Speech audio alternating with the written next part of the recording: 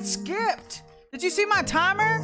It skipped. Hey guys, good afternoon. Welcome to the 15-minute rev. Dr. Missy Hood here. I hope you guys are having a great week, Intercessor. Did you just catch my timer? Just totally. And I was like watching it, and it was like at 30 seconds, and then it completely just skipped over to 60 again. It started all over again. Anyway, forget it. We're here. I'm happy to be here. I hope you're happy to be here. Hope you've had a great weekend. We're going to fight that out and get on with our show today. But actually, this is probably going to encourage a lot of you, hopefully give you a little bit of peace today with what God is walking you through. Hey, guys. Hi, YouTube. Hi, Facebook. Good to see you guys. Yeah, I hope it brings you peace today, because it surely helped to answer a lot of questions for me today. Because of all the storm that we've now stepped into. You feel the storm brewing around you? And God said it was going to happen that way. Hey guys, good afternoon. He said it was going to happen this way in 2024. The laws have narrowed, just like he said that they would. And there's a forced compliance being applied right now as God comes into the room. So we're just going to jump right into it. Hope you guys are safe out there. I know there's a lot of weather warfare going on around the nation. We're going to discuss that today too. Make sure you take good care of yourself. Be safe. Stay warm. Stay out of the tornadic weather. That's witchcraft at its best with harp. So we're just going to call it what it is on here. Anyhow, what's the title today?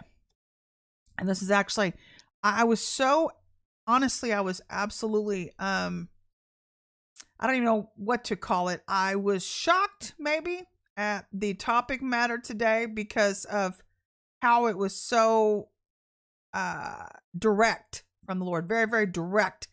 And just addressing all my concerns. And I thought, golly, I needed this so bad. So I guess if I do, you do too, right? Maybe you do too. But anyway, okay, so let's get into it. So this is the title for today. It's called No Match for God, Forced Compliance into the Storm, built by God or by man. And then God never fails. God does not fail. That's a long title today, but it's what he gave me. So let's get into this, and we're going to talk about what witchcraft has been hitting you with, Intercessor. And for the bride, you're now fighting again right up underneath the firmament of God. You understand that when God created the earth, there were waters. There was water, and he separated the waters. Part of it became the waters in the ocean on the earth. The other part stayed in the heavenlies. And so they're holy waters. And so what the enemy's trying to create around you right now, intercessors, are unholy waters. So we all have to pass through the water, right? We have to pass through the holiness of God to see with the washing of the water of the word. So do your prayers. Everything you pray has to come through those things too. And so if your prayers are unholy, guess what's going to be blocked in the holy waters of God? But now they're actually being blocked by two things too. They're being blocked by the unholy waters of witchcraft. They're using that through elemental magic, and all the elemental magic that's fire, water, earth, and air. They're using those things combined with different things around us.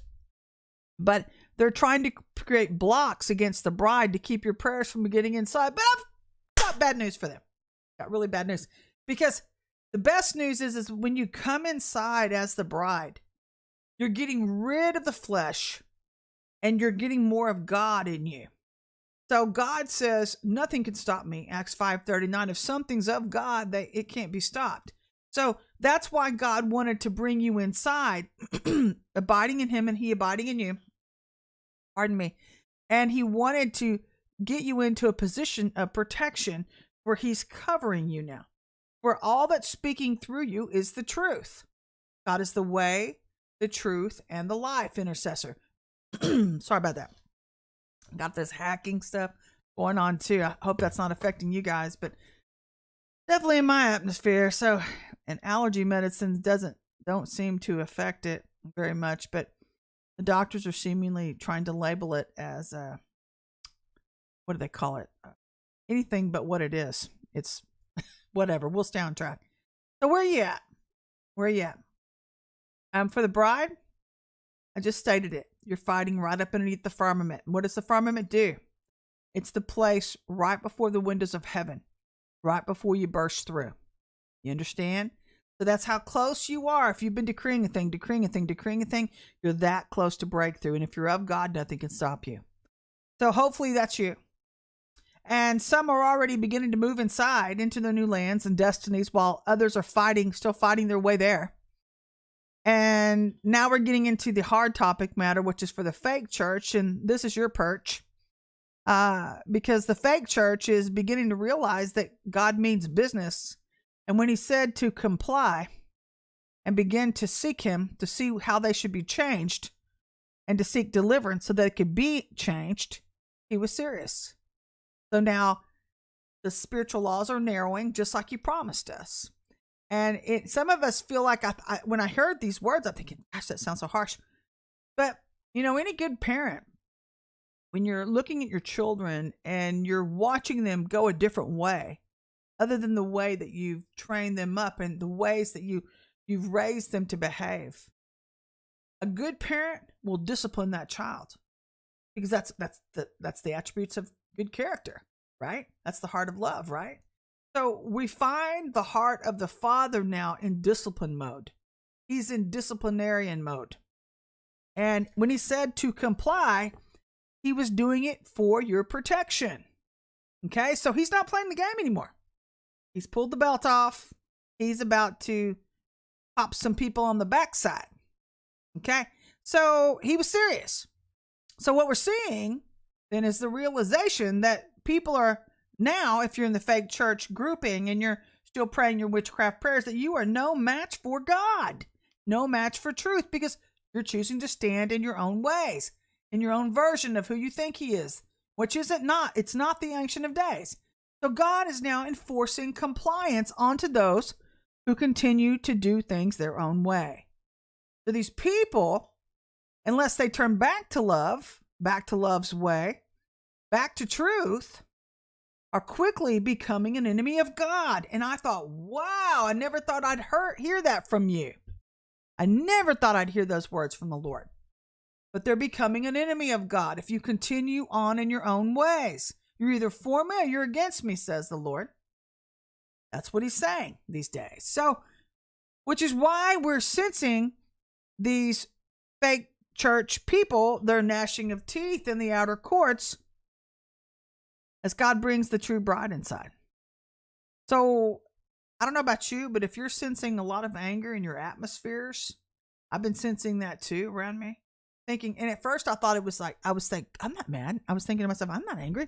I was driving down the road and all of a sudden I get hit with this rage. And I'm realizing how high the level of sensitivity is over our gifts now as we step into all truth.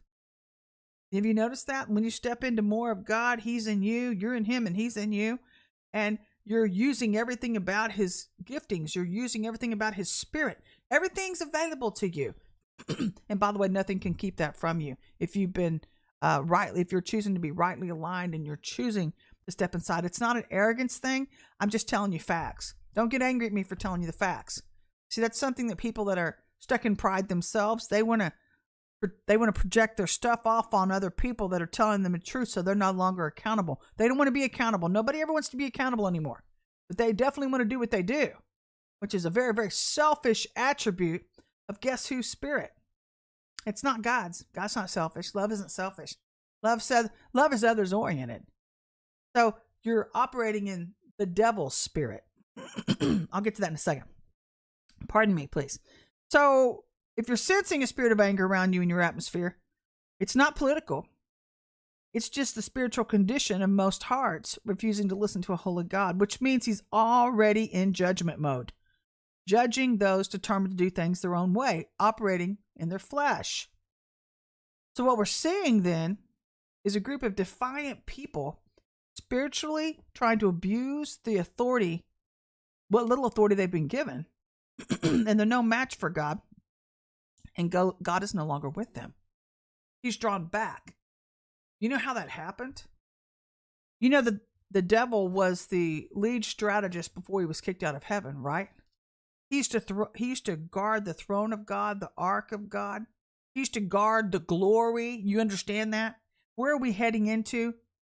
A latter glory. So that would tell me one of two things.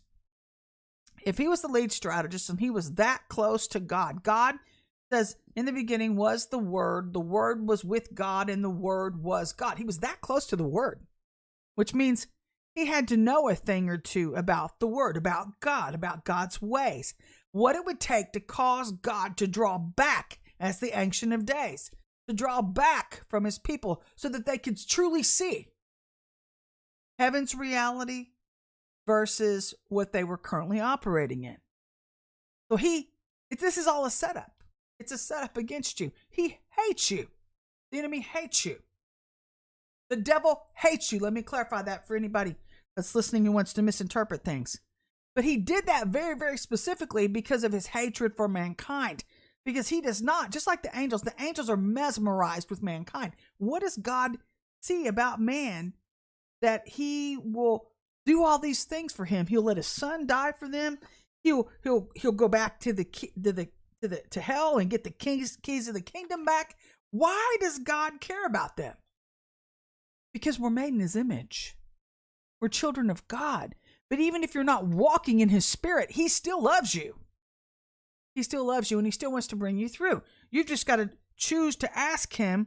And let me tell you, before you ask him, if you're smart, and I mean that respectfully, a wise person, so brace yourself. Just brace yourself before you do it. Ask him though, Lord, what do you want to change in me? What is keeping me outside of heaven's reality for me? Embrace yourself to hear some hard things about yourself. And don't just tell yourself what you want to hear so that you're continually put on a shelf. Don't do that. That's just stuck on stupid. Because when we tell ourselves things, when we surround ourselves with people who are yes men or yes women, see, true friends won't tell you what you want to hear. They'll tell you what you need to hear. That's a true friend. And it may hurt for a minute. It may sting. But they love you enough to look out for you when you're not looking out for yourself. That's what truth does for you. God is the way, the truth, and the life. So you need to prepare yourself if you want to come inside to go change a few things. So what we're seeing then, again, is a defiant group of people who are not walking with God, and God's not even backing their words any longer at all. Hey, good afternoon, everybody. So as God is now seeking the truth seekers, are those in the true bride group who will go inside at all costs. You know, last night I was talking to the Lord, and I asked him, because I know so many intercessors are so exhausted. I mean, absolutely just exhausted. And I said, God, you know, I'm not trying to be complaintive. I'm trying to like with him, because I know we're in a different place, and I just don't know what to expect here. But I trust him. I trust in his goodness, and I know that he loves me. But I was like gingerly trying to ease my way into the conversation as though he doesn't already know what I'm going to say. And I go, but we're kind of tired. And I go, is there ever a place that we're going to get to where we don't ever have, where we can just kind of rest, actually have peace again? And he said, you know, Missy, and he cut me off. He just point blank cut me off. He said, you know, Missy, to whom much is given, much is required. I said, yes, sir. And he said, so if you were working for a CEO and you have different seasons with your boss that you work through, like you may have busier seasons, more busy than others you work through, are you not going to show up for work? Are you just going to say, I don't feel like doing it today? I'm sorry, it's just too much. I'm just too tired. I just don't have time for this. But God says now, and some of you who want to come inside as the true bride, you want to be near the king and hear what the king sings or says. But I'm the king of the universe. And so when you're dwelling near me, there are a few requirements to see what I see and to say what I say and to stay in my stead or in my presence. It will cost you something. And I was like, well, it goes, unless I, reduce you to a lower position. And I said, no. Hey, no, we're good. No, we're fine. No, sir, we're good. So this is a season then where God is starting to challenge our flesh a little bit. He's putting us to the test. We're in a trust test. We're coming out of a burnout test. Let me tell you what the truth is about burnout. The next phase after burnout is when you make something second nature. See, for you intercessors out there who feel like you're burned out, and you're just like, I'm just so sick of this whole thing. I'm sick of praying. I'm sick of everything. I'm just sick of it all. God is saying he wants prayer to become a natural thing for you. A very, very natural thing. Instead of something you dread or something you feel like you have to do. It's your time that you get to spend with the Lord. And so instead of feeling like it's a duty, because if God felt like it was a duty to be our Father, we'd be in a lurch, man. We'd be in a heck of a predicament. So that's what's going on there. You also, I've just spoke a little bit about before about weather warfare. And so we're beginning to see weather warfare from HARP on the upswing with all the neurotic weather conditions ramping up around the nation. I don't know if you've been watching those things on Weather Channel. Pardon me. We just saw it last night in Louisiana and Alabama. Hope you guys are safe down there. A lot of flooding down there, but it's causing a lot of erratic weather patterns in various states. And so they're expecting snow, which is unseasonable next week. We're going to be getting it here. And I know in parts of Texas last night, they're already seeing blizzard status there. I'm just like, wow, this is wild. But this is what that's from. So this is witchcraft at its best with man trying to play God. So then when God showed me that, I thought, God, there's so many different areas where man is trying to play God these days. I mean, we're seeing it on all 7 mountains. We're seeing it in government. We're seeing it in education. They're trying to teach us to be your own God. Be your own. Be your best you. But it's all about you when love is others oriented. There's no focus on the Lord. It's all about man. Notice that? Notice that?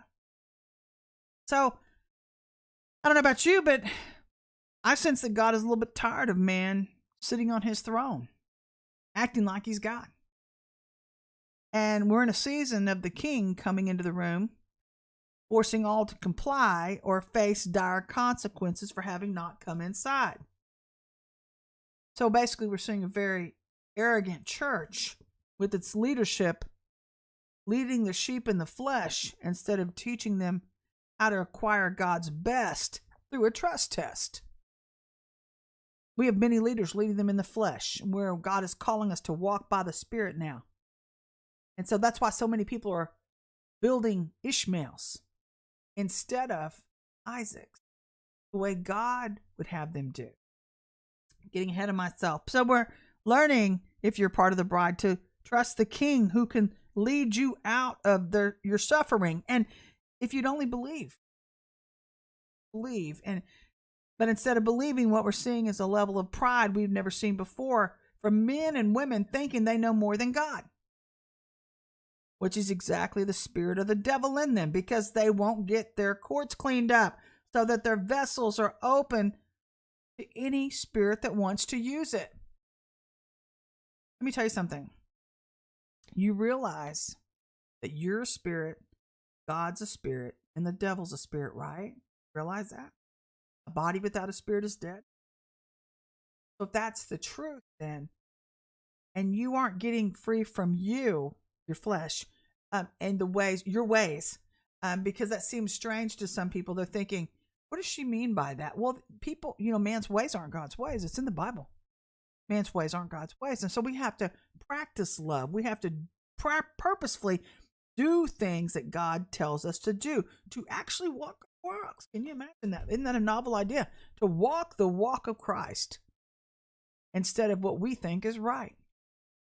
So we get to practice those things. But when you don't, and you have broken down courts, you have an outer court and an inner court. Everybody has one. An outer court and an inner court. And they're either healed or not. And if yours aren't healed, guess what spirits have access to you? Hey, how are you doing, Sue? You have any spirit that's been released into the atmosphere from witchcraft that can flow through you to use your vessel against you and other people around you. Oh my, Shazam Tarzan. Isn't that a novel idea? So, whichever spirit you submit to is the spirit that flows through you. So it's all about submission and trust in this season? Do you trust the Lord with your life? You are no longer your own. He bought you with a price. So as the bride then begins to come inside, what you should be experiencing is the beginning of sensing a storm form around you, but it's not touching you. Does that feel like something you're going through? I've been feeling that. I don't even really feel the pressure of it. I'm at perfect peace. And if the enemy happens to try to gain access to you, God he quickly and immediately fixes it. I've had that happen twice. My mom's had that happen. And it's immediately remedied, where it works out for our good, Romans 8:28. So the enemy's going to try. He's going to try to get inside. But God keeps that which we've entrusted to him until that day. That is the blessing of being a trusting bride. Okay, so what we're beginning to see and sense then, and we do have a choice in this. We have a choice. Is to work with God or with demons released around us in our atmospheres daily. You get to do that daily. And so God gives us the choice as we learn to walk with him or in our own ways. We can choose to walk with him, and we can choose to continue in your own ways that you think are right. And so you can blip off this channel and I won't about it. I'll just love you just like you are. Nothing personal here. I'm just telling you what he's saying. So what we're now beginning to see then is that the party's over.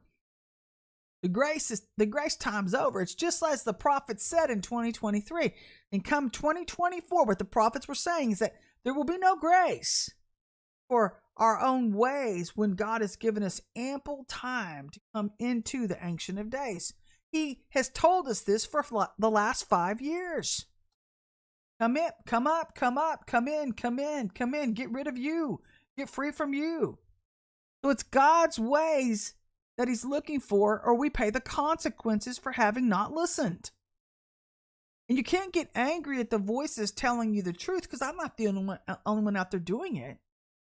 I've been listening to other voices saying the same thing too. So what I'm seeing then is I'm seeing a really obstinate group of people demanding to sit on God's seat. And you know anything about God, if you know anything about him, he will kick your butt off his throne. He's like, get off my throne. That was never yours to begin with. I'm seated beside you. I mean, you're seated beside me in heavenly places, but you don't get to sit where I sit or do what I do. I'm doing it through you. You get that, right? We're not doing any of this. So we don't get to take credit for any of this, bride, as we come inside. We're just submitting our vessel for him to flow through. You get that? That's the purpose of getting cleaned up. So you get less of you, more of God. We can do all things through Christ who strengthens us. But these are some of the things we need to consider, because the Lord says this, and this is key for some of you. You need to listen to this. He says, some opportunities given to us cost us something, but some opportunities only come around once in a lifetime. Be careful of the doors that you reject. Hey, good afternoon, Casey. But let me tell you what, the dividends for serving the Lord and paying a cost in this season, some of you want to quit. Thank you, Lord. Some of you want to quit. Don't you dare, intercessor. Don't you dare. Don't you dare. Let me tell you why. You're going to hear the rest of the message in a second, and you're going to be leaping for joy in a second. Because God is trying to take you somewhere. It's a trust test that you're walking through. I don't care how many storms are going on around you. Stay the course. Stay the course. Come on, Abraham. Come out from amongst them. God's building an Isaac up within you. But trying to build your own ways, your own Ishmaels, that doesn't work anymore. It hasn't worked for you then. It won't work for you now. Because the dividends for serving a holy God and trusting a holy God by far outweigh the cost. You understand that, right? So let's move into the actual teaching. We're doing pretty good here. Based on Genesis 20 verses 1 through 22, 24. And it talks about, this is what got my attention today, actually, when I was studying and talking to the Lord. Because I had to look at myself. I was like, God, did I relapse? Did I do something? Am I looking back? You know, because we seem to be in this place where I know that things are just kind of feeling bogged down, and it's easy to look at things and think, oh, I just want my country back. I'm just hitting you with some real facts here and what's going on in my heart. I just want my country back, and I just want things to be back where it used to be. And these are some of my thoughts. And I just, God, I just so want I don't want to be fighting all this warfare like we're fighting. And, I could use a vacation. Could use about a month, maybe a year-long vacation. And God's like, are you relapsing? So this first thing, are you relapsing? And I was like, what? And he goes, are you going back to walking by sight, Jacob? Are you getting into scheming? That's the first step in your thought process that you're stepping into right now. And I thought, what?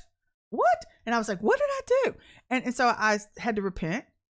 And then he said, because this is what my son Abraham did too. He did the same thing. When I told him, come out from amongst them, it's time to change. It's time for you to walk in my ways and get to know the Ancient of Days. And he was doing fine until he began to see things that could potentially harm him. They could bring harm to him. And they scared him because in his humanness, when storms begin to brew up around us in the natural, we have a tendency to get fleshly.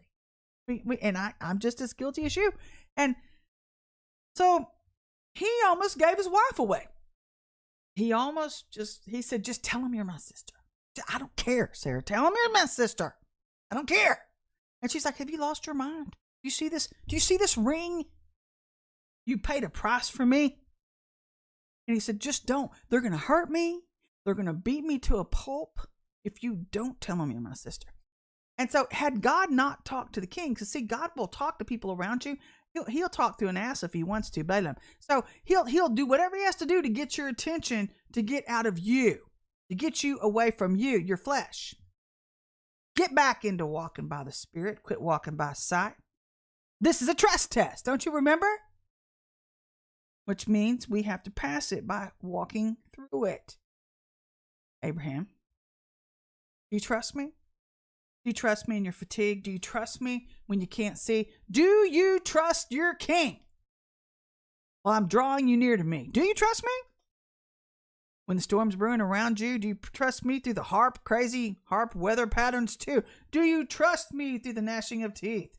People getting mad for no reason at you and you're thinking, I didn't do anything.